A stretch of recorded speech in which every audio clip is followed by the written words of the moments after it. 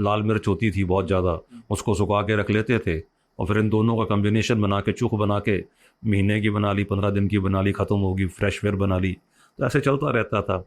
तो अब खाने की एक आइटम थी घर की, तो उसको हमने कमर्शलाइज़ किया एक, क्योंकि ओवर द ईयर्स अब लोग अपने घरों में बनाना कम हो रहे हैं। उसको कमर्शलाइज़ करके उसको हमने एक मॉडर्न तरीके से बनाना शुरू किया। के आसपास चंबा वॉज, जो अब चंबा आज का चंबा है, भरमौर से यहाँ शिफ्ट हुआ था। तो फिर चंबा में राजगद्दी यहाँ बनाई गई थी। इससे पहले राजगद्दी भरमौर में थी। तो भरमौर से जो लोग आते थे चंबा, तो उनको एड्रेस किया जाता था गद्दी से आए हैं। उनसे लोन लेके काम शुरू किया। तो शुरू में तो मुश्किलें भी आई, बड़ा कुछ हुआ, लेकिन हौसला रखा। तो कुछ सालों के बाद सब कुछ ठीक होने लगा। फोर्ड कंपनी के बारे में पढ़ रहा था। जो फोर्ड के मालिक थे मिस्टर फोर्ड, उनने पहले कितनी गाड़ियाँ उनकी नाकामयाब हुई, टूट गई, क्या हुआ क्या नहीं हुआ, लेकिन वो डटे रहे, निकले आगे। ऐसे बहुत से इंस्पिरेशनल स्टोरीज हैं।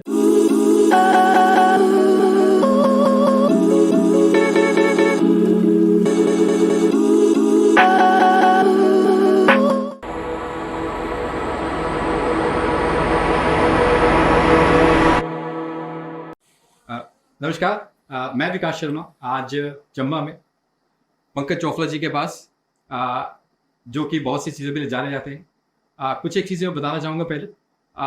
सर ने करीब करीब 30 से 35 साल का फूड इंडस्ट्री में सबका एक्सपीरियंस है। इसमें जूसेस हो गए, पिकल्स हो गए, jam, ready to eat food, बहुत ही चीज़ों में सर ने काम किया हुआ है और सर का अपना बहुत अच्छा एक्सपीरियंस रहा है। सर इसी चीज़ के लिए न सिर्फ हिमाचल से बाहर भी बहुत सी जगह ने सर ने एक्सप्लेनेशन दी है या बताया है हिमाचल के बारे में, कांगड़ा के बारे में और अपने एक्सपीरियंस के बारे में शेयर किया सर ने। आज हम सर से और भी चीज़ें सब डिस्कस करेंगे। सर स्वागत है, थैंक यू। धन्यवाद। सर पहली चीज़ ये है कि वेल्स जो आपकी कंपनी की शुरुआत कैसे हुई? देखिए, ऐसा था कि 1985 में मैंने लॉ किया था जी। उसके बाद फिर मेरा शुरू से रुझान नहीं था कि मैं कोई सर्विस करूं या ऐसा करूं। शुरू से कुछ होता है कि बचपन से था कि अपना ही काम करूंगा, जो भी करूंगा। पढ़ाई की, सब कुछ किया, तो उसके बाद फिर अपने काम की तरफ रुझान हुआ। हालांकि उस टाइम बड़ी अच्छी प्लेसमेंट्स भी मिल जानी थी। टाइम बड़ा वैसा था कि आसानी से हो जाता था। अब तो बहुत कंपटीशन हो गया। अपना काम शुरू किया, एक छोटा प्रोजेक्ट लगाया, उसके लिए लोन लिया। उस time Himachal Pradesh financial corporation हुआ करती थी, अभी भी है, पर अब वो फाइनेंस नहीं करते हैं। तो उनसे लोन लेके काम शुरू किया। तो शुरू में तो मुश्किलें भी आई, बड़ा कुछ हुआ, लेकिन हौसला रखा। तो कुछ सालों के बाद सब कुछ ठीक होने लगा, सुचारू चलने लगा। फिर आस्ते आस्ते हम इन्वेस्ट करते गए, बढ़ते गए, इन्वेस्ट करते गए, बढ़ते गए। तो आज ठीक है, एक अच्छा सेटअप बन गया है। सेटिस्फेक्शन होती है कि अपना कुछ किया है। कुछ लोग अपने साथ जुड़े भी हैं, उनका भी कारोबार चल रहा है, उनका भी परिवार चल रहे हैं, हमारा भी चल रहा है। सब मिलजुल के कर रहे हैं काम और कुछ कंट्रीब्यूट कर रहे हैं नेशन बिल्डिंग में, थोड़ा सा ही। जी, क्योंकि वो चीज़ आती है कि नौकरी सिर्फ एक व्यक्ति का चलाता है, लेकिन जो बिजनेस होता है हाँ, वो बहुत से घरों को नहीं, वो बात सही है। देखो, बिजनेस जो है इकॉनमी की बैकबोन है। अगर कोई भी देश चलता है तो उसमें बिजनेस ना हो तो देश नहीं चल सकता। तो देश को चलाने में जितना हाथ एमएसएमईज़ का हमारे हिंदुस्तान में है, वो शायद एग्रीकल्चर के बाद सबसे बड़ा सेक्टर है। एग्रीकल्चर के बाद अगर सबसे बड़ा सेक्टर जो एम्प्लॉयमेंट दे रहा है या इकॉनमी में कंट्रीब्यूट कर रहा है, वो एमएसएमई ही है। तो उसका एक छोटे सा भाग हम भी हैं। तो देखो, उसी एक आदमी से नहीं चलता, पूरा एक सिस्टम से ही चलता है देश। तो उसमें हमारा भी एक सहयोग है। हम भी अपना जो दे सकते हैं दे रहे हैं, और जो कंट्री हमको दे रही है खाने के लिए, हम भी खा रहे हैं उसमें से। फूड इंडस्ट्री क्यों? मतलब आप ऐसा कुछ एक इंसिडेंट या कुछ ऐसा कि शौक था खाने बनाने का या कुछ ऐसा? हाँ, ऐसा था, मेरी हॉबी थी। मेरी 2-3 हॉबीज़ बड़ी थी बचपन से। मैं स्पोर्ट्स में नहीं आया करता है ज़्यादा, स्पोर्ट्स कभी मैं खेला नहीं। हाँ, बोटिंग का शौक था, बोट कर चलाता था काफ़ी। तो पर हमारे यहाँ इतनी फैसिलिटी नहीं थी इसकी, तो चंडीगढ़ में पढ़ा करते तो किया करते थे। पर उसके बाद फिर मौका नहीं लगा। फिर उसके बाद दूसरी हॉबी थी खाना पकाना। तो खाने का बहुत शौक़ था, खाने के अंदर रुचि बहुत थी, खाने के बारे में पढ़ना, डिफरेंट खानों को ट्राई करना, बनाना, कोशिश करना, अब तक भी हॉबी है। नए नए इम्प्लीमेंट्स, अपने इंस्ट्रूमेंट्स, यूटेंसिल्स, जितने भी खाने के साथ जुड़ी चीज़ें होती हैं उनकी अभी भी कलेक्शन करता रहता हूँ। कुछ भी चीज़ नई नज़र आती है खाने से रिलेटेड, खरीदनी है ज़रूर और उसको यूज़ करना है। तो ऐसे शौक़ था, तो फिर यही खाने की लाइन मुझे पसंद भी आई कि भाई फूड लाइन में क्यों ना जाया जाए, जो जिसका शौक़ है। जी। तो कहते हैं कि जिस चीज़ में पैशन होता है वही काम करो तो बेटर रहता है। तो मेरे से भी कई पूछते हैं कि क्या किया जाए, मैंने कहा अपने आप से पूछो आपको किस चीज़ का पैशन हो, वही करो। तो जी। वही मैंने भी किया। एक चीज़ और आती है कि फूड में टेक्नोलॉजी कितना की साथ देती है या ऐसा कुछ? देखो जी, फूड जो सी है बेसिकली है ही पूरी टेक्नोलॉजी बेस्ड है। जो आप बोले हमारे जो पुराने कुक्स हैं, अब हिंदुस्तान में कुक्स को अलग अलग नामों से बात बोला जाता है। कहीं महाराज बोलते हैं, हिमाचल में बोटी बोलते हैं हमारे, कहीं खानसामा बोलते हैं, कश्मीर में जाओ तो बाजवान बोलते हैं। तो हर एक के अलग अलग नाम है। तो ये सब लोग जो उनसे हैं जनरेशन से यही काम कर रहे हैं। तो जिसे हम कहते हैं ना ऋषि मुनि, कोई हमारे स्कॉलर्स होंगे किसी ज़माने में जिनकी हम बात करते हैं, तो उन लोगों ने इन लोगों को शायद कभी इनकी जनरेशन्स को ट्रेन किया होगा कि खाने में किस खाने के साथ क्या चीज़ पड़ती है, कैसे बनाना है। और असली जो वोटी हैं, महाराज हैं, कुक हैं, उनको पता है कम्बिनेशन ऑफ स्पाइसेस क्या होता है। जी। आजकल तो नए नए तैयार हो रहे हैं, लेते हैं गरम मसाला, किचन किंग लिया, सब में डाला बना दिया। लेकिन जो ट्रेडिशनल पुराने कुक्स हैं, जो मंदिरों के कुक हैं, जो जो भोग लगते हैं मंदिरों में, उनके पास इस चीज़ का बहुत बड़ा भंडार है कि भाई किस चीज़ के साथ क्या चीज़ बनानी है, कैसे कम्बिनेशंस देने हैं। और ये एक पार्ट ऑफ टेक्नोलॉजी है जिसे कहते हैं combination of spices, how to cook, कब तक उसको कुक करना है, किस मात्रा तक उसको पकाना है, उस मात्रा से ऊपर पक गया तब भी ख़राब हो जाएगा, कौन सी चीज़ धीमी आंच पे पकनी है, कौन सी चीज़ तेज़ आंच पे पकनी है। तो ये सारी चीज़ें जो सी हैं पार्ट ऑफ टेक्नोलॉजी है। और उसी टेक्नोलॉजी को माइंड में रख के, दिमाग में रख के आज की मॉडर्न मशीनें बनी हैं। जितनी भी मशीनें हम यूज़ करते हैं अपनी फैक्ट्री में, वो अब हमारी ओपन फायर पे तो कुकिंग होती नहीं है, हमारी तो सारी लेटेंट हीट से ही कुकिंग होती है। तो उसमें जितने भी मशीनें तैयार हुई हैं बेसिकली वो मशीनें जो काम हम हाथ से करते हैं तो उसको मैकेनाइज किया है उन्होंने। तो टेक्नोलॉजी का तो है ही है, हाथ है। टेक्नोलॉजी तो एवर इवॉल्विंग है। बड़ी सी हिंदुस्तान में इंस्टीट्यूट्स हैं, बड़ी बड़ी गवर्नमेंट ऑफ इंडिया की, जो फूड पे रिसर्च करती रहती हैं। इन फूड रिसर्च इंस्टीट्यूशंस हैं, काफ़ी जगह उनके स्थापित हैं। डिफरेंट यूनिवर्सिटीज़ में फूड टेक्नोलॉजी के डिपार्टमेंट्स हैं जो इसी पे रिसर्च करते हैं। नई नई खोज होती है, नया नया। अब तो बहुत कुछ हो गया है। अब तो हमको स्टैट्यूटरी भी बड़ी ऑब्लिगेशंस हैं, जैसे न्यूट्रिशनल वैल्यूज़ देनी है, वे देना है। उसमें लेबॉर्ट्रीज़ हैं, उसमें डिफरेंट किस्म के लोग बैठे हैं, माइक्रोबायोलॉजिस्ट बैठे हैं जो ये काम करते हैं। तो टेक्नोलॉजी तो एक बहुत बड़ा इंपॉर्टेंट पार्ट है इस इंडस्ट्री का, जिसके बिना इंडस्ट्री नहीं चल सकती। एक चीज़ आती है कि 4 लोगों को ये बनाना है और 4 लाख लोगों के जी कुछ बड़े लेवल पे बनानी है। तो 4 लोगों को तो छोटी चीज़ बनानी तो थोड़ा ईजी है, लेकिन क्या ज़्यादा मात्रा में जब चीज़ बनती है तो कितना की मुसीबत रहता है पर? ज़्यादा मात्रा में आपने देखा होगा, मैं आपको एक वीडियो बताऊंगा, जरूर सर्च करिएगा आप। बंगला साहब गुरुद्वारे का है, जिसमें एवरेज कई बार 1.5 से 2 लाख लोग भी खाते हैं खाना। तो वैसी मशीनरी हमारी इंडस्ट्री में भी लगती है। तो उससे खाना बनाना आसान हो जाता है। तो उसमें जो काम मतलब कि 40 आदमी नहीं कर सकते हैं इकट्ठे होकर, वो 4-5 आदमी कर लेते हैं। टेस्ट में फ़र्क पड़ता है? नहीं, टेस्ट में नहीं फ़र्क पड़ता। टेस्ट में कोई फ़र्क नहीं पड़ता। उसके लिए आपको उस लेवल का जब बनाना होता है, उस क्वांटिटी में जब बनाना होता है, उसका थोड़ा एक्सपीरियंस चाहिए है। अगर कोई अनजान आदमी थोड़ा लॉट बनाने वाला है, उसको ले आओगे, उसमें बोलोगे आप बनाओ, तो शायद पहली दफ़ा में उससे गलती हो सकती है, लेकिन एक्सपीरियंस के साथ सीख जाएगा। इसके साथ सर जैसे अगर चम्बा की बात करूँ तो चम्बा में आपने जैसे चुक में आपके पास पेटेंट है जी, तो उसमें और भी चीज़ों में आपने बड़ा काम किया हुआ है। तो वो कौन कौन सी चीज़ें जिसमें आपने काम किया हुआ है? देखिए चुक तो यहाँ की हाउस होल्ड थी पहले, अभी भी बनती है, हर घर में बनती है। लेकिन अब शायद नई चुक के जनरेशन। बारे में थोड़ा सा बता दें कि चुक होती क्या है, किस चीज़? चुक एक्चुअली डेरिवेटिव है उसका चटनी का। जी। चटनी को जो भी चाट के खाते हो आप, चटनी है, तो हम भी चखने से चुक बन गया है। चखना नहीं बोलते हैं जैसे, तो हल्की चीज़ चखने में चुक। तो उसकी एक सबसे बड़ी हिस्ट्री है कि चंबा एक लैंड लॉक्ड एरिया था। तो यहाँ पे हम उसी पे डिपेंड होते थे जो हमारे पास अपनी लोकल प्रोड्यूस थी। बाहर से सिर्फ वही चीज़ लाई जाती थी जिसकी कि हमें बड़ी ज़रूरत होती थी, क्योंकि ट्रांसपोर्टेशन बड़ी मुश्किल थी, घोड़े खच्चरों पे सामान आता था, उतनी वही चीज़ लाई जाती थी बाहर से जिसके बिना हमारा गुजारा नहीं था। जी, जैसे और जैसे शक्कर मीठा हो गया, कुछ स्पाइसेस हो गए, जैसे गरम मसाला वगैरह, नमक हो गया, गुड़ हो गया, उस टाइम मिश्री होगी, कुछ मेडिसिन, कपड़े वगैरह जो भी यहाँ नहीं होता था ज़्यादा मात्रा में। बाकी चीज़ें तो हमारे यहाँ अपनी होती थी, अनाज भरपूर होता था, दालें होती थी, मांस मच्छी की कोई कमी नहीं थी, दूध घी वगैरह तो सब कुछ था। बाकी लोकल हर्ब्स बड़ी थी, अभी भी थी।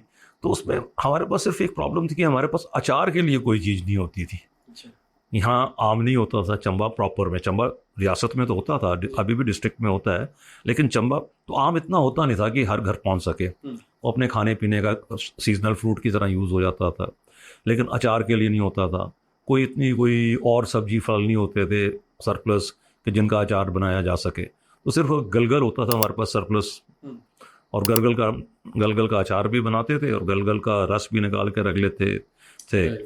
और उसके बाद लाल मिर्च होती थी बहुत ज़्यादा, उसको सुखा के रख लेते थे, और फिर इन दोनों का कम्बिनेशन बना के चूख बना के महीने की बना ली, 15 दिन की बना ली, ख़त्म होगी, फ्रेश फिर बना ली।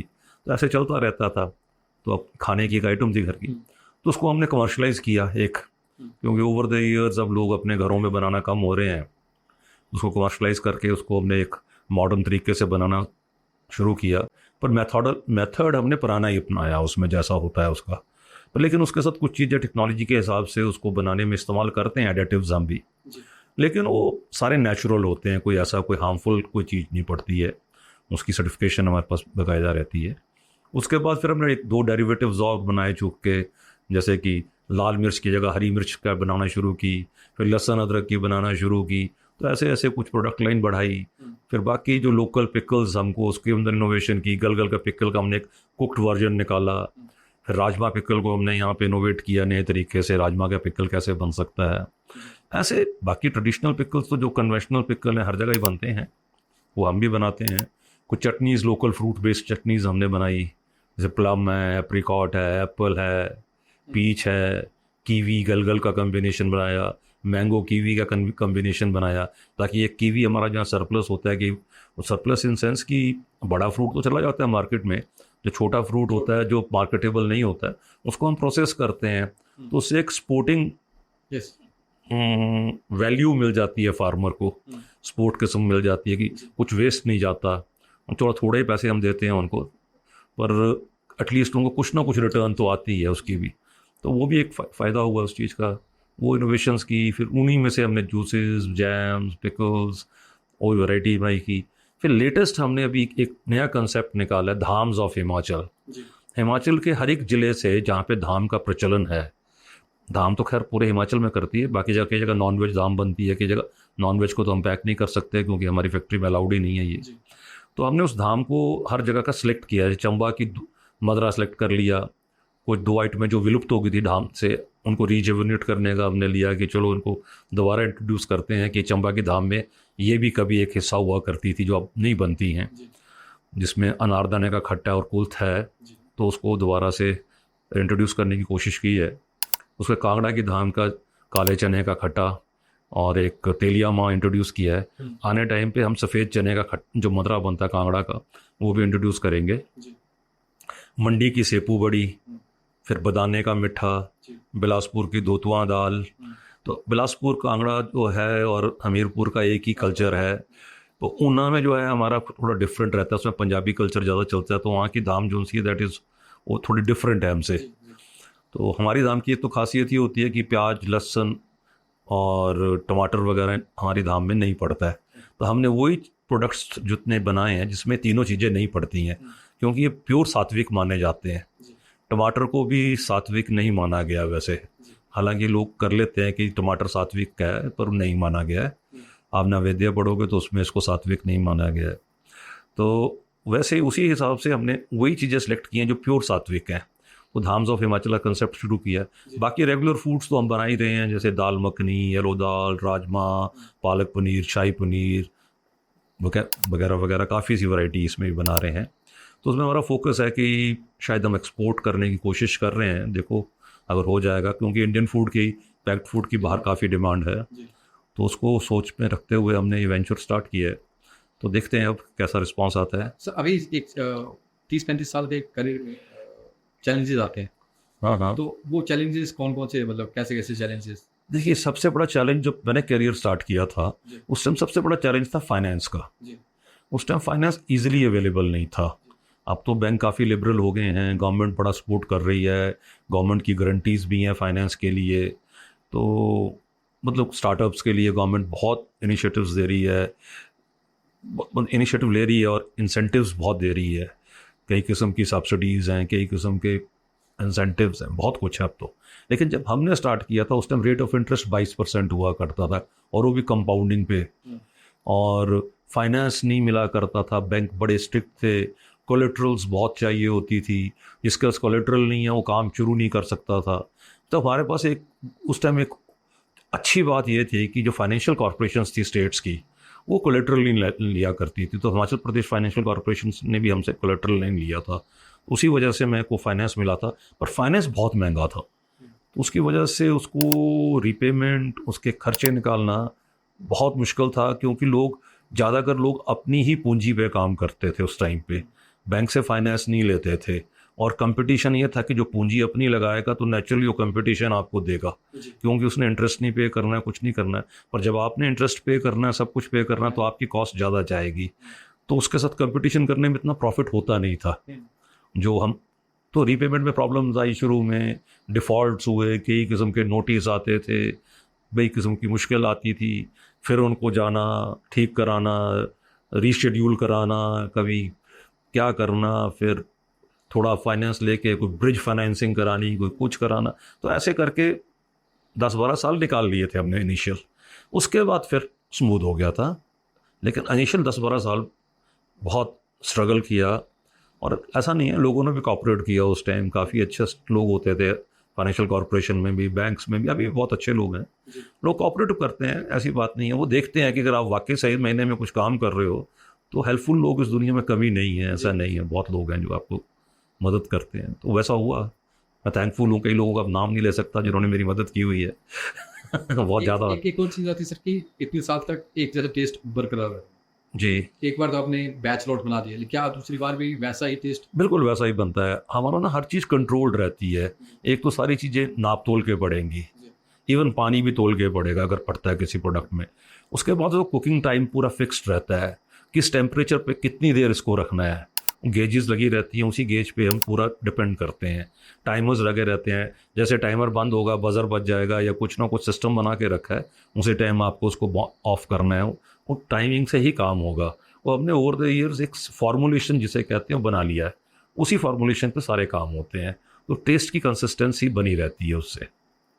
और एक और चीज़ आती है कि सर हम कहते हैं कि गवर्नमेंट से उतनी सपोर्ट मिलती है जैसे कि? हाँ, गवर्नमेंट से सपोर्ट मिली है, क्यों नहीं मिली है, गवर्नमेंट से बहुत सपोर्ट मिली है हमें। क्यों ऐसे बोलना नहीं चाहिए। गवर्नमेंट ने हमें जो जो स्कीम्स थी गवर्नमेंट की, उसका भी हमने लाभ उठाया टाइम टू टाइम, और हमसे उसी लाभ की वजह से हमें काफ़ी सपोर्ट मिली है। और देखो, ऐसा होता है कि गवर्नमेंट सपोर्ट इसलिए देती है कि गवर्नमेंट के लिए हम एक किस्म के बच्चे होते हैं, और जब तक हम अपना चलना नहीं सीख जाते तब तक तो माँ भी दूध पिलाती है बच्चे को। तो गवर्नमेंट भी अपने एंटरप्रेन्योर्स को उस टाइम तक सपोर्ट करती है, 2-4-5 साल उस किस्म में सब्सिडी देती है, कुछ आपको डिस्काउंट्स देती है, कोई किस्म पे कोई आपको छूट दे देती है कई किस्म की। तो वो छूट देती है कि उसको पता है जिस दिन बच्चा बड़ा हो जाएगा, चलने लग पड़ेगा, तो ये हमको दोबारा रीबैक पे करेगा in form of GST, income tax और टैक्सेस। गवर्नमेंट को एम्प्लॉयमेंट जनरेट करेगा, जब एम्प्लॉयमेंट जनरेट होगी तो वो लोग भी स्पेंडिंग करेंगे मार्केट में, उनको भी सपोर्ट मिलेगी, इकॉनमी डेवलप होती है। तो that is all indirect benefits जो गवर्नमेंट को वापस आ जाते हैं कुछ समय के बाद। लेकिन इनिशियली वो सपोर्ट करते हैं, तो उसकी सपोर्ट का फ़ायदा होता भी है अगर कोई सही मायने में सही यूटिलाइजेशन ऑफ मनी करे तब। अगर मिस यूटिलाइजेशन ऑफ मनी होती है, फंड्स की मिस यूटिलाइजेशन होती है, बड़े से केस देखे हैं हमने, तो मैं जो खराब हो जाते हैं सब्सिडी के चक्कर में उन लोग। इंडस्ट्रियल प्लॉट्स ले लेते हैं या ऐसा चलाते नहीं, उसके बाद ऐसा कुछ देखिए, सब्सिडी लोगों को गलत फहमी है कि सब्सिडी ना आप हजम कर जाओगे। सब्सिडी को हजम करने का एक करप्ट वे है जो लोग फॉलो करते हैं कई जगह पर, जनरली होता नहीं है ऐसा। अब तो गवर्नमेंट ने बहुत स्ट्रीमलाइन कर दिया, बड़ा स्ट्रिक्ट हो गई है गवर्नमेंट, जो अब तो डिसबर्समेंट भी बिल्कुल अलग किस्म से हो गई है जो अब पहले नहीं होती थी ऐसे। तो अब काफ़ी अंकुश लग गया इन चीज़ों पे। अब वो पहले वाली बातें नहीं रही हैं जब कई किस्म की धांधलियाँ हो जाती थी, पर ऐसा नहीं था कि 100% ही होती थी, और बीच में 2 4 5% कर गए लोग, कर गए। जनरली नहीं करते थे। जनरली जो उस टाइम सबसे ज़्यादा खराब जो इंडस्ट्रियल यूनिट्स होते थे, एक तो अंडर फाइनेंस से, और दूसरा डेविएशन ऑफ फंड्स। लोगों ने पैसा इंडस्ट्री के लिए लिया है, पहले जाके कार खरीद लेंगे या प्लॉट खरीद लेंगे, तो जब इंडस्ट्री चलाने की बारी आएगी तो पैसा खत्म हो जाएगा। तो बुजुर्ग ठीक ही बोलते हैं, दुकान से मकान बनता है। जिसने पहले मकान बना लिया, दुकान तो फेल होनी होनी है ना। वही कारण होता था मेन। एक और चीज़ होती है सर कि आप बढ़ रहे हैं आगे, है ना, साथ साथ में पॉलिटिकल प्रेशर भी रहता है कि वो नहीं, पॉलिटिकल प्रेशर हम पे किस बात का रहेगा, हम तो नॉन पॉलिटिकल लोग हैं। हमारे लिए तो जो सरकार आएगी, we are loyal to the flag. हमने तो झंडे को सलाम करनी है, और जिसकी कार पे मिलेगा हमको तो करेंगे भाई, तभी सिस्टम चलेगा। जी, क्योंकि अफसरशाही कुछ ऐसा नहीं, ऐसा कुछ नहीं, हमारे साथ तो आज तक नहीं हुआ। हालांकि कोऑपरेटिव हैं काफ़ी लोग, ऐसा कुछ नहीं। अब तो चाहिए, देखो रेगुलेशन तो करनी पड़ेगी आपको फॉलो, तभी देश चलेगा, सिस्टम चलेगा। अगर रेगुलेशन से बाहर जाओगे, मैं या आप कोई भी जाए, रेगुलेशन तो सब पे एप्लीकेबल है ना जी। वो तो प्रेसिडेंट ऑफ इंडिया पे भी है, वो he is also ruled by the same law. तो हमको जो रेगुलेशंस हैं, जो हमारे लिए स्टैट्यूटरी ऑब्लिगेशंस हैं, जैसे कि food safety and standards authority की और से जो कंप्लाइंस करनी है वो करनी है, पोल्यूशन कंट्रोल बोर्ड की कंप्लाइंस है वो करनी है, अदर डिपार्टमेंट्स की कंप्लाइंस है वो करनी है। अगर हम कंप्लाइंस नहीं करेंगे तो क्योस हो जाएगा, सिस्टम ही ख़राब हो जाएगा। उसको तो हमको वॉलंटरली कंप्लाइंस करनी चाहिए विदाउट नोटिस। पढ़े लिखे होने का मेरा तो यही फ़ायदा है कि आप पढ़ो और खुद कंप्लाइंस करो, तो आपको कोई तंग नहीं करेगा। क्यों करेगा तंग? आपको किस चीज़ का तंग करेगा? कोई भी ऐसे नजायज़ तो कोई तंग नहीं करता है। तंग तो तब ऐसे, जो आप जब नजायज़ करते हो तब आपको लोग पूछते हैं तो आप बोलते तंग कर रहे हो। तो ऐसे जब आप पूरा ठीक हो तो आपको क्यों कोई तंग कर सकेगा? अगर कोई तंग करता तो कोर्ट है उसके लिए, आप जाइए वहाँ पे, नजायज़ कोई नहीं करेगा। इससे हट के थोड़ा सा मैं चंबा के बारे में आपसे थोड़ा सा जानना चाहूँगा, जैसे हिस्ट्री हुई या उसके बारे में थोड़ा सा बताएं। चंबा की हिस्ट्री के बारे में जितनी मुझको नॉलेज है, तो मैंने तो थॉरोली नहीं पढ़ी, अभी पढ़ रहा हूँ। चंबा स्टेट का एक गजटियर है, ये पढ़ रहा हूँ आजकल। बाकी स्टेट्स के भी हैं, या छोटी छोटी बुक्स और भी हैं जिसमें रेफरेंसेस में पढ़ता रहता हूँ। खैर मैंने कोई इतनी डिटेल में नहीं पढ़ी है, लेकिन इतना मेरे को रफ सा जो मेन आइडिया है कि चंबा 4th या 5th सेंचुरी में या 6th सेंचुरी के बाद का तो रिकॉर्ड अवेलेबल है। भरमौर में पहला इसकी इस्टेब्लिशमेंट हुई थी, इस्टेब्लिश हुआ था ये एम्पायर, और काफ़ी देर तक around 12th to 13th century तक it was under the control of Kashmir empire. उसके हम छोटे किंगडम थे कश्मीर एम्पायर की, चंबा। उसके बाद फिर ये 200-300 साल तक ये वैसे ही रहा, बेचारे को पूछा चंबा को किसी ने नहीं।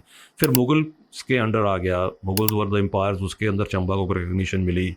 तो चंबा एक लैंड लॉक्ड एरिया था, कोई इतना बड़ा रेवेन्यू नहीं था। तो 950 के आसपास, 10th सेंचुरी के आसपास चंबा वॉज, जो आप चंबा आज का चंबा है, भरमौर से यहाँ शिफ्ट हुआ था। तो फिर चंबा में राजगद्दी यहाँ बनाई गई थी। इससे पहले राजगद्दी भरमौर में थी। तो भरमौर से जो लोग आते थे चंबा, तो उनको एड्रेस किया जाता था गद्दी से आए हैं। राजगद्दी थी ना वहाँ से, कहाँ से? गद्दी से आए हैं, क्योंकि गद्दी एड्रेस होते थे। तो लोगों को गद्दी बोलना शुरू कर दिया, राजगद्दी से गद्दी बोलना शुरू कर दिया उनको ओवर द ईयर्स। अब उनको बेचारों को एसोसिएट किया जाता है कि जो भेड़ पालक हैं उनको गद्दी बोलना शुरू कर दिया। लेकिन असली जो गद्दी की थ्योरी है कि they were the people who were the primary residents of Bharmour area, and Bharmour being the capital, वो गद्दी थी जहाँ से रूल होता था, सीट ऑफ गवर्नेंस। वो जब चंबा शिफ्ट हुई तो बोला जी ये कहाँ से आए? जी ये गद्दी से आए हैं, जो फॉर्मर राजगद्दी उधर ही मानते रहे लोग काफ़ी टाइम तक। तो वहाँ से जो आए जी ये गद्दी से आए हैं, गद्दी लोग हैं जी, गद्दी के लोग हैं। तो फिर वो उनका भी नाम वैसे ही पड़ गया। ये भी एक थ्योरी है, एक जिसपे हर एक ने अपने अपने विचार रखे हैं। पता नहीं, हमने भी इसी विचार से आपसे बोला है, this was a matter of discussion, क्योंकि ये सिर्फ जो वर्ड चंबा से निकला है, गद्दी वर्ड। एक और चीज़ आती है सर, ज्योग्राफी के बारे में क्या? नहीं, चंबा की ज्योग्राफी जो सी है, देखो मैं ज्योग्राफी का स्टूडेंट रहा हूँ, मैंने ज्योग्राफी ऑनर्स की है। तो चंबा की ज्योग्राफी की जो है, we are lucky that way कि चंबा में ना सैमी हिल्स से लेके, जैसे कहते हैं छोटा, हमारे पास सारे टेम्परेट जोन्स हैं। जिसमें हमारे पास लोअर एरिया है, जैसे टेम्परेट एरिया कहते हैं, अल्पाइन भी बोल देते हैं, उसके बाद फिर हायर हिल्स भी हैं, स्नो कैप्ड माउंटेन्स भी हैं। तो यहाँ पे जो वेजिटेशन है हर किस्म की मिलेगी चंबा डिस्ट्रिक्ट में आपको, राइट फ्रॉम द प्लेन्स की जो वेजिटेशन से लेके हायर रीचेस तक की वेजिटेशन मिलेगी, और हर्ब्स भी हर किस्म की भरपूर है यहाँ पे। तो स्टेट टाइम में भी काफ़ी बड़ा रेवेन्यू हमारा हर्ब्स एक्सपोर्ट से भी था, जो जड़ी बूटियाँ जंगलों से निकलती थी उसका काफ़ी बड़ा एक्सपोर्ट था। पॉपुलेशन कम थी चंबा की, तो सरप्लस काफ़ी हो जाता था, जिससे कि चंबा स्टेट को रेवेन्यू काफ़ी बड़ा रेवेन्यू आता था। तो ऐसे ही चलता रहा। जोग्राफिकल लोकेशन का तो फ़ायदा होता ही है कि मल्टीपल जोग्राफिकल लोकेशंस हों जिस एरिया में, तो वहाँ पे आपको मल्टीपल क्रॉप्स, मल्टीपल बेनिफिट्स भी मिलते हैं उस चीज़ के। तो वो मिलता रहा स्टेट को, तभी ये स्टेट चलती रही इतनी। कनेक्टिविटी का एक इशू रहा। हाँ, कन्वेक्टिविटी जो सी थी चंबा में, जो बस आई है वो 1950 में ही यहाँ पहुँची है। इंडिपेंडेंस के 3 साल बाद ही यहाँ मतलब कि प्रॉपर बस सर्विस स्टार्ट हुई थी। उससे पहले चनेट तक आती थी, कुछ पैदल चलना पड़ता, तो उससे पहले बनी खेत तक थी, बनी खेत से आगे घोड़े खच्चरों पे सामान आता था, तो ऐसे चलता था। फिर यहाँ से चंबा से आगे तो रोड कनेक्टिविटी कहीं थी ही नहीं, ये तो सारी आफ्टर इंडिपेंडेंस ही बनी है। भरमौर तीसा पूरा जाल बिछा है पूरा डिस्ट्रिक्ट, अब तो गांव-गांव कनेक्ट हो गए हैं। तो ऐसा बोलते हैं कि लोग क्या किया कि पिछली सरकारों ने क्या किया जी, उसने क्या किया, वो सारे पॉलिटिकल गिमिक्स मैं मानता हूँ। सब ने अपना अपना कुछ ना कुछ योगदान दिया है, सब ने, तभी इतना कुछ पॉसिबल हो पाया है, नहीं तो ये कोई एक दिन में तो हो नहीं सकता। किसी ने फाउंडेशन बनाया, किसी ने क्या किया, किसने, सब हर कोई आगे ले जाता गया है उसको। एक और चीज़ आती है सर कि बड़ी पहले यहाँ पे हाइड्रो पावर लगा हो, तो उसकी कुछ। हाँ, हाइड्रो पावर की एक थी चीज़ थी कि अंग्रेज लोग बड़े होशियार लोग थे। चंबा के साथ एक टिम्बर ट्रीटी हुई थी इनकी, जिसके अंदर की चंबा को रेवेन्यू बड़ा आता था। वो अंग्रेज लोग देते थे सर चंबा स्टेट को रेवेन्यू। अब वो रेवेन्यू से वापस कैसे लेना, उस अंग्रेजों को बहुत खूब आता था। उन्होंने करने राजा को बोलना, योर हाइनेस आपका पैलेस को रेनोवेट कर दिया, उसमें खूब सारे शैंडिलियर्स लगा दिए बाहर के, इंपोर्टेड फर्नीचर ले आए, गैजेट्स ले आए। फिर देखा कि इनके पास रेवेन्यू अभी भी सरप्लस है, तो इनको स्ट्रीट लाइटिंग करा दी पहले उनकी क्रॉम्पटन ग्रीव्स की, यहाँ पे ऑयल लैंप्स की स्ट्रीट लाइटिंग करा दी। ऑयल लैंप्स के बाद बोला कि यहाँ पे हाइड्रो पावर लग सकती है, तो उन्होंने एक छोटा सा माइक्रो हाइडल, छोटा सा 300 इस 150 की 300 के बीच किलोवाट का एक छोटा डीसी पावर हाउस बना दिया। उसमें भी इंपोर्टेड वहाँ से मशीनें आई, उसमें भी उन्होंने कट खाया अपना और राजा को बना दिया। तो उससे यहाँ पे लाइट अप हो गया टाउन का क्या स्ट्रीट लाइटिंग थी, या राजा का पैलेस लाइट होता था, और जब हॉस्पिटल होता था एक लाइट, और कुछ अंग्रेज जो यहाँ रहते थे उनके, और कुछ जो इम्पोर्टेंट लोग थे टाउन के राजा से कनेक्टेड एडमिनिस्ट्रेशन से, उन लोगों को लाइट मिलती थी, बाकी तो दिया जलाते थे। इकोनॉमिक्स की बात करूँ सर तो थोड़ा सा इकॉनमी जो सी थी यहाँ की, चंबा की कोई जो बिजनेस में तो ऐसा था कि यहाँ से एक्सपोर्ट जो होता था चंबा का, उसमें घी बहुत ज़्यादा था हमारे पास, क्योंकि गुज्जर कम्युनिटी बहुत होती थी यहाँ पे, तो लोकल भी होते थे, तो इतना कंज्यूम नहीं होता था, तो जनरली घी का ज़्यादा काम होता था। उसके बाद उसका जड़ी बूटियाँ बहुत होती थी, एक्सपोर्ट होती थी। कोयला जाता था, कच्चा कोयला चारकोल कहते हैं जिसको, वो बड़ा एक्सपोर्ट होता था। उसके बाद फिर टिम्बर की तो हमारी ट्रीटी थी, टिम्बर तक एक्सपोर्ट करते थे, तो अंग्रेज़ों के थ्रू था। बाकी लैंड रेवेन्यू भी था, लेकिन राजा उस पर ज़्यादा तवज्जो नहीं देते थे, क्योंकि अदर सोर्सेज ऑफ इनकम बहुत ज़्यादा थी, तो लैंड रेवेन्यू पर उन्होंने ख्याल नहीं किया ज़्यादा। तो उसी वजह से चंबा का जो प्रीवी पर्स लगा था 47 में राजा को बहुत कम लगा था, क्योंकि उस टाइम जो प्रीवी पर्स कैलकुलेट हुआ था वो राजा की रेवेन्यू इनकम पे, लैंड रेवेन्यू पे हुआ था। तो यहाँ पे लैंड रेवेन्यू बहुत कम था इनका, इन्होंने कभी बढ़ाया नहीं, क्योंकि और इनकम बहुत थी। और आप हैरान होंगे कि जुनगा एक बहुत छोटी सी स्टेट है शिमला के पास, उनको सबसे ज़्यादा प्रीवी पर्स लगा था हिमाचल में, क्योंकि वो 100% लैंड रेवेन्यू पे डिपेंडेड थे, तो उनका लैंड रेवेन्यू काफ़ी ज़्यादा था, उन्होंने उसी के ऊपर डिपेंड थे, तो टैक्सेशन लैंड रेवेन्यू पे ज़्यादा कर रखे थे उन्होंने। उसी को जब कैलकुलेट हुआ तो उनका प्रीवी पर्स बहुत ज़्यादा लगा उनको। और जो बड़ी स्टेट्स थी चंबा जैसी, बुशहर जैसी, सिरमौर, मंडी वगैरह, इनका कंपैरेटिवली कम लगा, क्योंकि यहाँ के राजाओं ने लोगों से लैंड रेवेन्यू कम लेते थे, अदर सोर्सेज ऑफ इनकम थी। चंबा के कुछ एक पुराने बिजनेस भी रहे होंगे, कुछ था ऐसे कुछ था? हाँ, बिजनेस थे ना, जैसे कि हमारे भी ग्रैंडफादर, ग्रेट ग्रैंडफादर, उनके फादर बिजनेस में ही थे, तो उस टाइम यहाँ से घी जाया करता था बहुत ज़्यादा, मुझे इतना पता है, और जड़ी बूटियाँ जाया करती थी, धूप, किन्स, ऐसी ऐसी काफ़ी सारी आइटम होती हैं फॉरेस्ट प्रोड्यूस, फिर हम लोगों ने छोड़ दिया, कई से लोग इस बिज़नेस में थे वो भी किया करते थे। तो अभी रिसेंटली गवर्नमेंट ने काफ़ी स्ट्रिक्ट हो गया है, क्योंकि लोगों ने ओवर एक्सप्लोर कर दिया, एक्सप्लॉइट कर दिया इनको, जंगल्स को अननेसेसरी डिगिंग कर दी, तो कुछ स्पीशीज़ को प्रॉब्लम भी आने लगी, जिससे कि उन्होंने कंजर्वेशन की इसकी भी जरूरी है। तब थोड़ा सा ज़रा स्ट्रिक्ट हो गए हैं इस मामले में। पर अब लोगों के पास अदर सोर्सेज ऑफ इनकम बहुत हो गए हैं। अब हमारे ज़िले में हाइड्रो पावर एक बहुत बड़ी इंडस्ट्री है, उसमें काफ़ी बड़ी एम्प्लॉयमेंट मिली है लोगों को, तो डायरेक्टली इनडायरेक्टली। फिर अब कैश क्रॉप भी होने लग पड़े हैं, सेब है, ऑफ सीजन वेजिटेबल्स है, फ्लोरिकल्चर है, लोग इस तरफ भी चले गए हैं, तो उसमें भी इनकम हो गई है लोगों को, काफ़ी अच्छी स्टार्ट हो गई है। फिर हमारी जैसी छोटी छोटी इंडस्ट्रीज़ लग गई हैं जिसमें एम्प्लॉयमेंट मिल गई है, और अल्टरनेटिव सोर्सेज ऑफ इनकम भी आ गए हैं, एवेन्यूज़ बहुत खुल गए हैं। तो ये तो सब जगह ही हुआ है। अगर मैं कल्चर की बात करूँ या उसमें चंबा रुमाल की एक बात करूँ या जीआई टैग कुछ एक चीज़ हो मिला हो, हाँ हाँ, तो वो कैसे क्यों मिला आपको? देखिए कुछ चीज़ें ना यूनिक होती हैं किस जगह की, जी जीआई टैग के लिए तभी मिला उनको। उसके लिए एक राइटअप लिखना पड़ता है, उनको सेटिस्फाई कराना पड़ता है, उनको जस्टिफाई करना पड़ता है कि हमारे लिए जीआई टैग क्यों दिया जा रहा है। उसके लिए वो ऑब्जेक्शंस भी फाइल लेते हैं पब्लिक से कि किसी को ऑब्जेक्शन तो नहीं अगर जीआई मिला जाए। तो जैसे चंबा रुमाल को मिला, तो चंबा रुमाल जौन सा है वो कहीं ऐसा बनता नहीं है। जी, उसमें जो क्या ऐसा खास है? उसका दोनों तरफ एक जैसी होती हैं चंबा रुमाल। चंबा रुमाल का फ्रंट और बैक एक जैसा रहेगा। जी मैंने सुना है इसको दो रुखा टांका बोलते हैं, कुछ ऐसा बोलते हैं। जी खैर मेरे को तो इसकी ज़्यादा नॉलेज नहीं है। और ये जो हमारे एक दोस्त हैं जिनको पद्मश्री भी मिला है पेंटिंग्स के लिए, मिस्टर विजय शर्मा, तो वो ही बताते हैं इसके बारे में क्या क्या खासियत है। और ये जो उनसी ये पहाड़ी मिनिएचर आर्ट का जो पहले उसी से चंबा रुमाल बनता है, उसी के ऊपर जो हमारा मिनिएचर आर्ट है पहाड़ी अपना कांगड़ा का, चंबा का, जो स्कूल्स हैं, बसोली का है, उन्हीं की पहले ड्राइंग्स बनती है, उसी ड्राइंग के ऊपर चंबा की कढ़ाई होती है।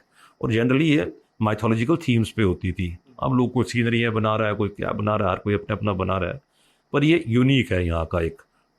और पता नहीं कब यहाँ आया, कैसे आया, उसकी तो हिस्ट्री मुझे पता नहीं है, लेकिन यहाँ अभी तक प्रिजर्व्ड है ये, और यहीं बनता है और कहीं नहीं बनता। तो इसलिए स्वाभाविक है कि यहाँ को ये जीआई टैग मिलना ही था। एक और चीज़ है कि इसी चीज़ों में आफ्टर एंड बिफोर ब्रिटिश राज, तो उसमें क्या आप फ़र्क देखते हैं या आपने एक्सपीरियंस किया उससे? देखिए मैं तो इंडिपेंडेंट इंडिया में पैदा हुआ हूँ, तो ब्रिटिश राज का तो मुझे ज़्यादा पता नहीं है। पढ़ा ही है हमने, हाँ पढ़ा ही है उनके बारे में। तो ब्रिटिश राज के बारे में क्या होता था क्या नहीं होता था, एट्रोसिटीज़ तो थी, मनमानी तो होती थी, अब लोगों को दबाया जाता था, वो तो था वो तो देखो, राजा लोग भी जो थे हमारे, वो भी उन पर डिपेंडेंट थे, वो भी उनके अगेंस्ट बगावत नहीं कर पाते थे, कुछ ज़्यादा नहीं बोल पाते थे, उनके ऊपर भी कुछ अंकुश थे लगाए हुए उन्होंने।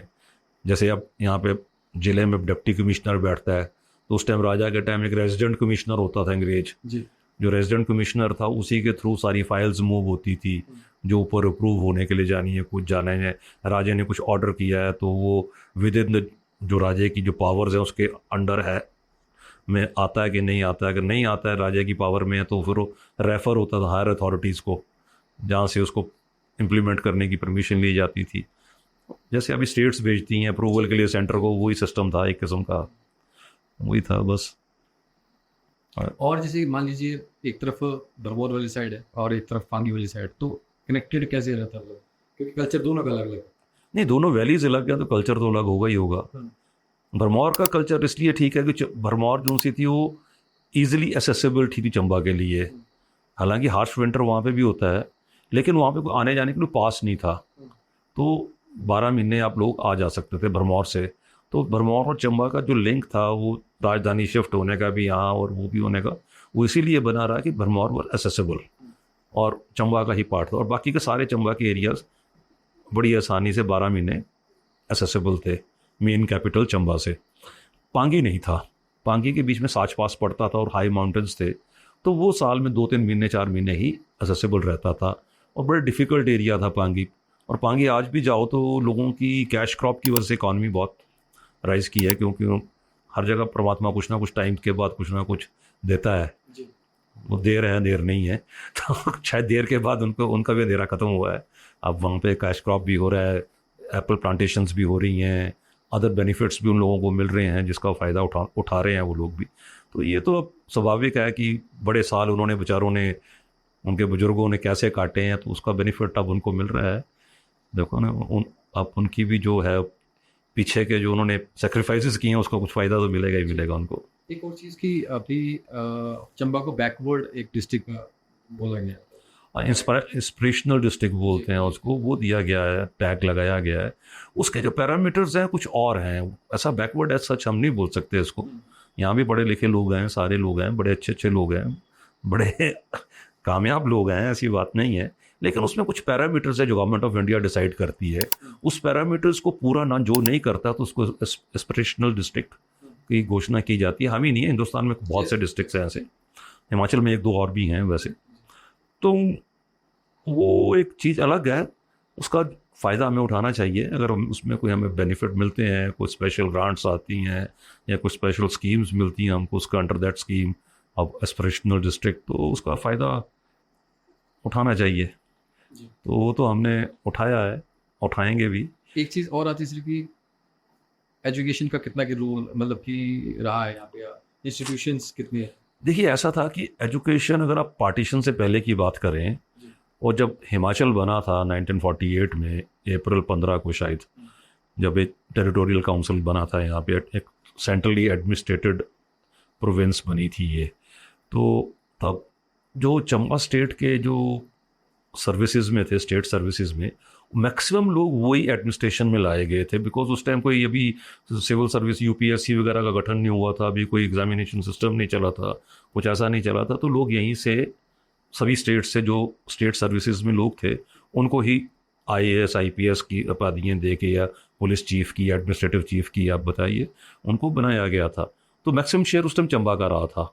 उसका रीज़न ये था कि चंबा के स्टेट टाइम में स्टाइफंड दिए जाते थे पढ़ाई के लिए बहुत सारे, और उनको पढ़ने की फैसिलिटी लाहौर में दी जाती थी और राजा स्पॉन्सर करता था।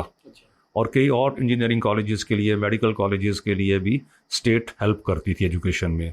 तो लाहौर में एक राजा की अपनी बिल्डिंग थी, चंबा हाउस कहा जाता है।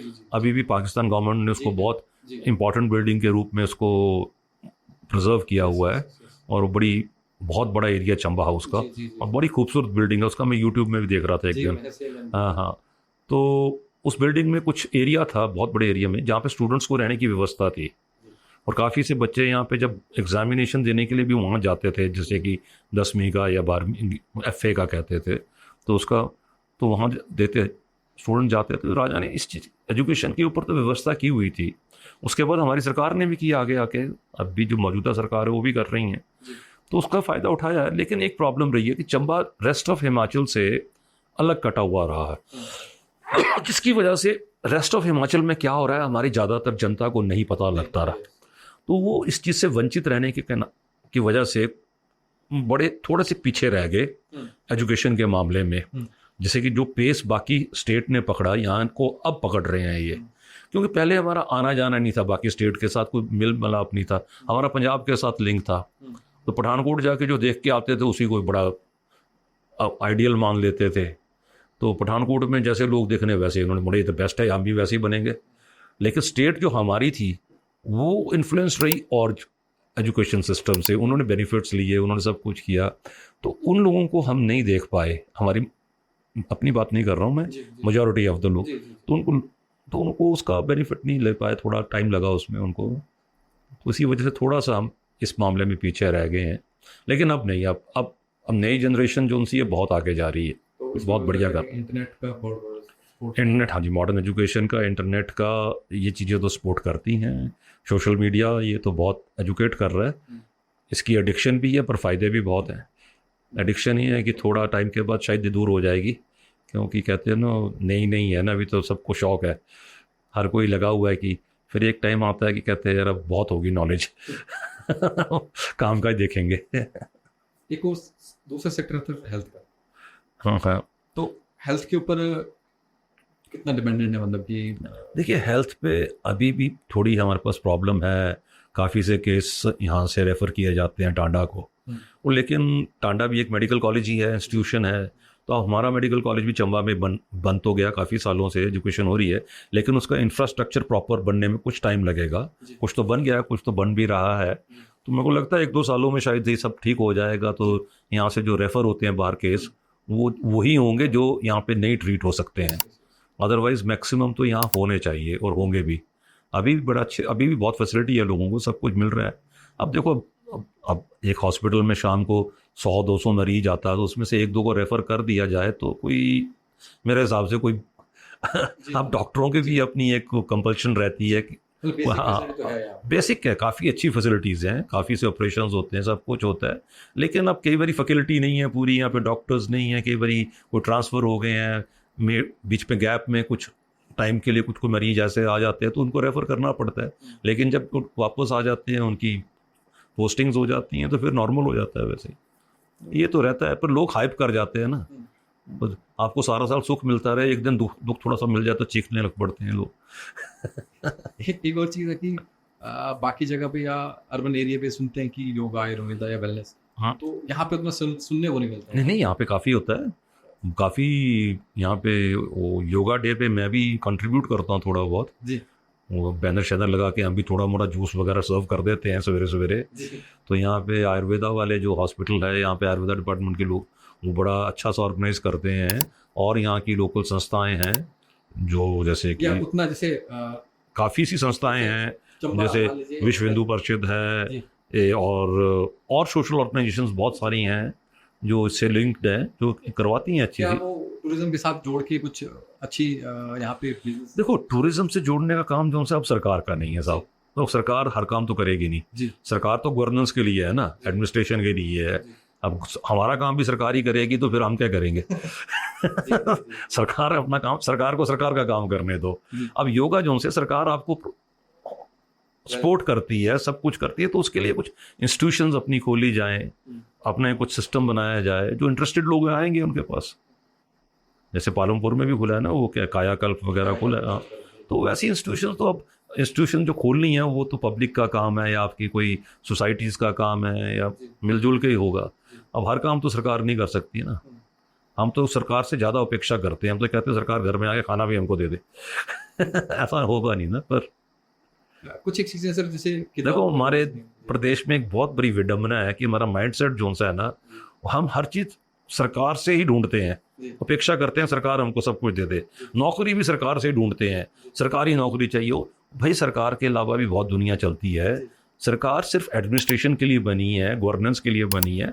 उनको गवर्नेंस करने दो, और जो आपका काम है आप करो। उल्टा सरकार को सपोर्ट करो ताकि आपको बेटर गवर्नेंस मिले, बेटर इंफ्रास्ट्रक्चर मिले, बेटर आपको फैसिलिटीज़ मिले।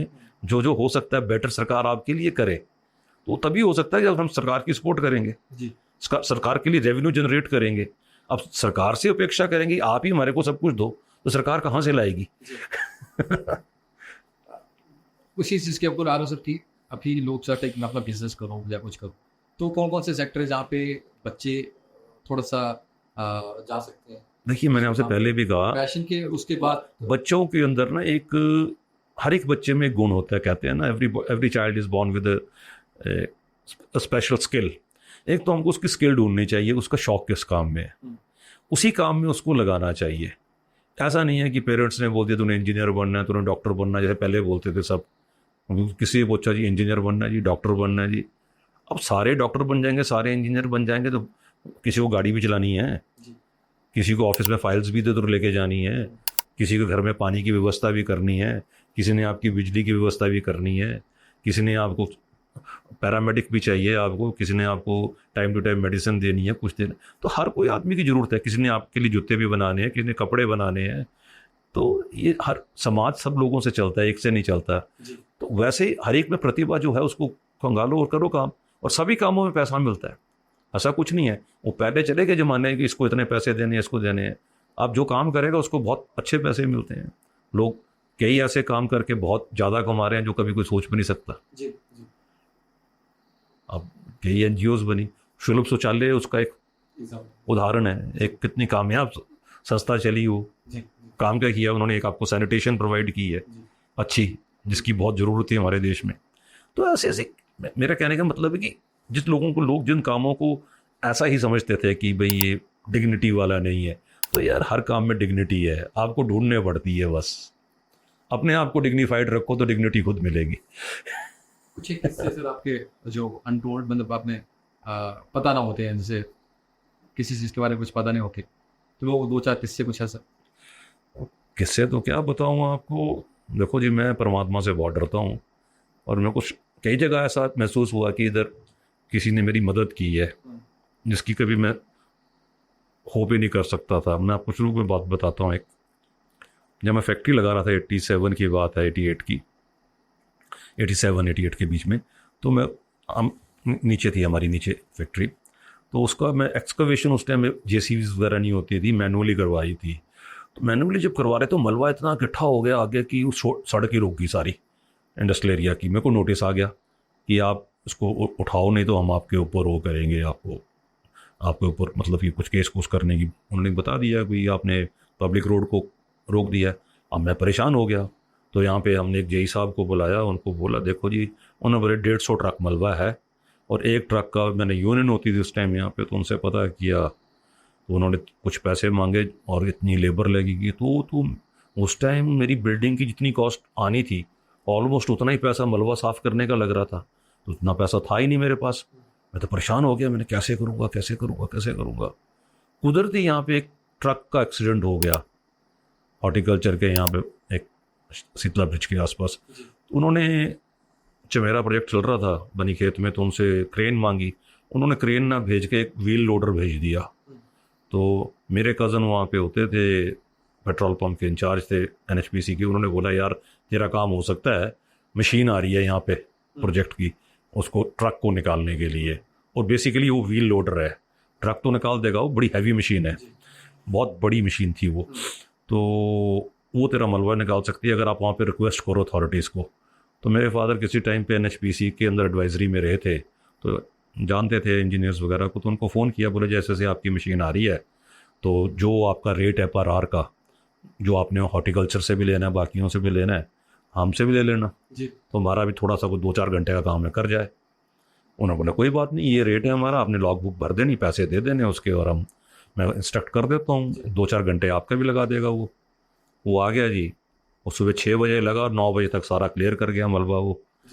तो पैसे कितने लगे, 2,500 या 3,000 रुपये उस टाइम। तो ये परमात्मा ने हेल्प की। कभी सोच सकते थे कि कैसे आना है। अगर मैं वहाँ से स्पेशली मंगवाता, मशीन स्पेशली भेजता, तो आने जाने के घंटे भी मेरे को भरने पड़ने थे, जाने के भी भरने पड़ने थे, और शायद उसके अंदर उनका डेली चार्ज भी रहता है। वो तो हॉर्टिकल्चर वालों ने दे दिया, मेरा काम बाय प्रोडक्ट हो गया। तो ठीक है, ऐसे हो गया। ऐसे कई किस्से हैं जिसमें। और सर जैसे आप इसके साथ बाहर भी गए, जैसे डिपार्टमेंट की तरफ से सरकार आपको बाहर लेनी हुई, तो वहाँ कुछ लर्निंग स्ट्रीम थी। ब्रीफली मैं था एक कंसोर्शियम एडवाइजरी में, Indian council of agriculture research की, तो उसमें काफ़ी सी फैकल्टी से अपनी लाइन की मिलने से काफ़ी नॉलेज एनहांस हुआ, रिलेशन भी बने उन लोगों से, तो पता भी लगा कई टेक्निकल चीज़ों का कि, तो ऐसे सीखता है आदमी बस। और आजकल के मतलब एक बिजनेस और एंटरप्रेन्योर में थोड़ा सा फर्क है रहा है सेटअप के बाद, क्योंकि मार्केट को सेटअप करने के बाद आपको पता लगता है 3-4 साल 5 साल के बाद कि अब प्रॉफिट हो रहा है, तो वो सबर कैसे लाया जाए वो चीज़? देखिए, उसके लिए तो आपको प्रिपेयर्ड रहना पड़ता है। देखो जी, आप किसी भी जगह जाओगे, कुछ तो आपको इनिशियल तो प्रॉब्लम आएगी। अब बच्चा चलना सीखता है तो गिरता कई बारी है, तभी चलना सीखता है, गोडे भी छिलते हैं कई बारी, स्वाभाविक है। तो उसके बाद जब आप तैरना सीखोगे तो आपको पानी भी नाक में भी जाएगा, कान में भी जाएगा, तो ये चीज़ें तो होंगी टीदिंग प्रॉब्लम्स तो आएंगी इनिशियली। और जो इसको हौसले से इसका सामना करेगा और डटा रहेगा और अपना विजन क्लियर रखेगा कि अपने एम की तरफ, और डेडिकेटली काम करेगा, तो मेरे को लगता है सारे काम सफल हो सकते हैं। डिपेंड करता है, सिर्फ आपके अंदर काम करने का जज्बा होना चाहिए, पैशन होना चाहिए। एक और चीज़ आती है कि सर कि बहुत से लोग ऐसी है कि क्या कैपिटल बड़ी ज़रूरी? नहीं, कैपिटल के बिना तो कोई काम नहीं होता। क्या बड़ी ज़्यादा कैपिटल ज़रूरी है? वो डिपेंड करता है काम पे, वो डिपेंड करता है काम। ऐसा स्टेप बाय स्टेप छोटा से। देखिए, वो सारा आपके ऊपर डिपेंड करता है, कितना कैपिटल आप अरेंज कर सकते हैं, कितना आप रेज कर सकते हैं, कितना आपके पास है। तो जिस किस्म का आपके पास कैपिटल है उसी किस्म से आप काम स्टार्ट कीजिए। तो उसमें आप, गवर्नमेंट की बड़ी स्कीम्स आ गई हैं, क्रेडिट गारंटी स्कीम है आजकल तो गवर्नमेंट की, आप लोन 2 करोड़ तक का तो सरकारें आप बोलते हैं आप बिना गारंटी के ले लो, किसी से भी बैंक्स देते हैं। स्वयंबल क्या बोलते हैं क्या बोलते हैं प्रोनाउंस में, हाँ वो स्कीम्स हैं और बहुत सी स्कीम्स है गवर्नमेंट की। गवर्नमेंट तो बहुत कुछ कर रही है लेकिन उसका यूटिलाइजेशन प्रॉपर हो तो बड़ा कुछ हो सकता है। एक और चीज़ आपके साथ में कि एम्प्लॉयज़ नहीं टिकते, बहुत सी शिकायत रहती है कि यार एम्प्लॉय नहीं टिकते हैं, तो वो कैसे मैनेज? देखिए एम्प्लॉयज़ तब नहीं टिकते हैं अगर एम्प्लॉयज़ को आप कोऑपरेट नहीं करते हो।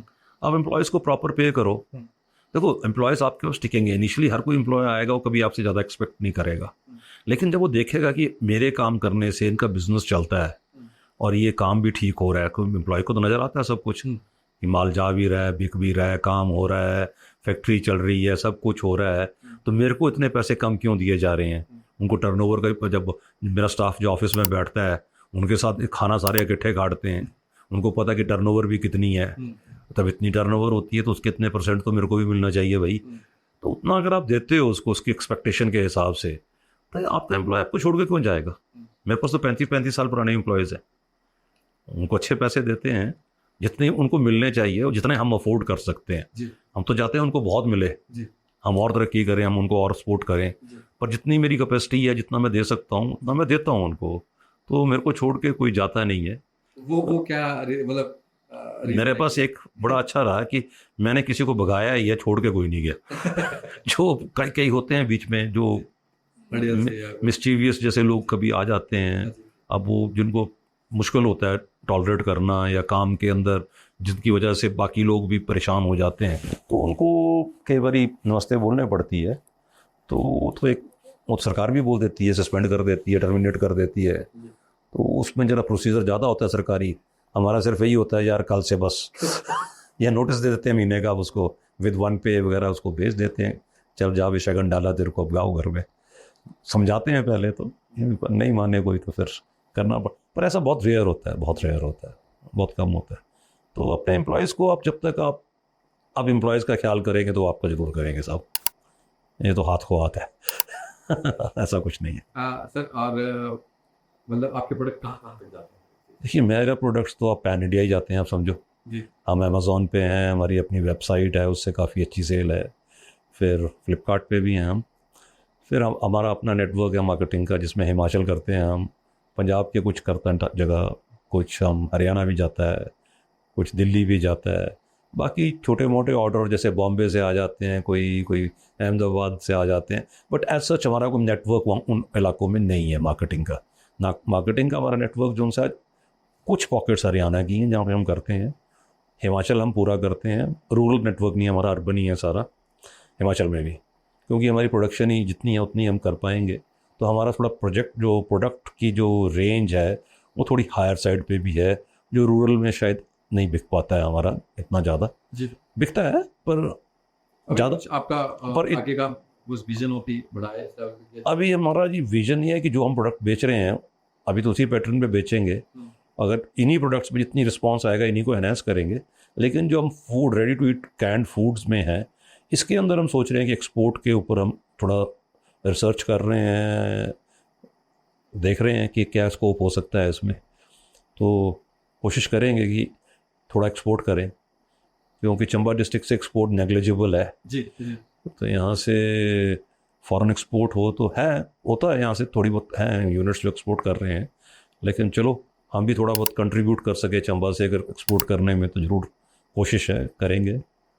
कुछ मैसेज देना चाहें आप?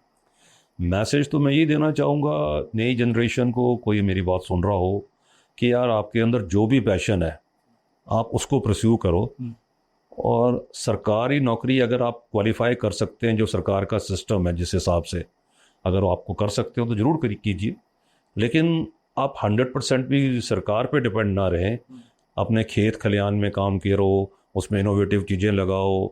बहुत सी ज़मीनें लोगों ने बंजर छोड़ दी हैं आजकल, नए बच्चे खेती में नहीं जा रहे हैं, खेती में जाओ, इनोवेटिव खेती करो, प्रोग्रेसिव खेती करो, उससे कई किस्म की यहाँ पे हिमाचल में बहुत पोटेंशियल है ऑफ सीजन वेजिटेबल्स का, कई किस्म के क्रॉप्स यहाँ हो सकते हैं, क्या कुछ नहीं हो सकता यहाँ पे, उसकी करो, उसमें जाओ, काफ़ी पोटेंशियल है, और बहुत से पोटेंशियल है जिसका जो इंटरेस्ट हो करना चाहिए।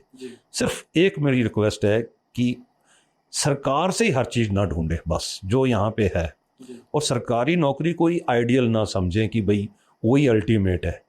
दुनिया में बहुत से देश ऐसे हैं, या औरों के बारे में देखिए, जहाँ पे सरकारी नौकरी सिर्फ 1-आधा% ही है। Not even 1% of the people are employed by the government. तो 99% लोग जो उनसे उस और काम करते हैं, और वो बड़े समृद्ध देश है, बिल्कुल बहुत समृद्ध देश हैं वो।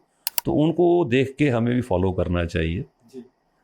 तो बस यही बोलना आपका चाहूँ। कोई आइडल हो या आप मानो? आइडियल तो सब आप भी हैं मेरे, जिससे कुछ सीखने को मिल जाए सब आइडियल हैं। आइडियल है मेरे लिए। तो देखो, हर कोई आइडियल होता है, कुछ ना कुछ दे के ही जाता है, सिखा जाता है लाइफ में आपको। तो उनको देखना चाहिए। आइडियल है कि मैं एक, मेरी यहाँ पे लाइब्रेरी में भी एक किताब है जिनसे मैं इंस्पिरेशन लेता हूँ कि इस दुनिया में जो लोग एंटरप्रेन्योर्स निकले, उन्होंने कैसे स्टार्ट किया है काम, उनको क्रिटिसिज्म झेलना पड़ा।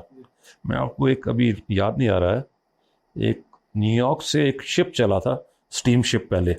अब उसका इन्वेंटर कौन था मेरे को अभी भूल रहा हूँ, उसका मेरे पास है, अभी पढ़ के सुना सकता हूँ।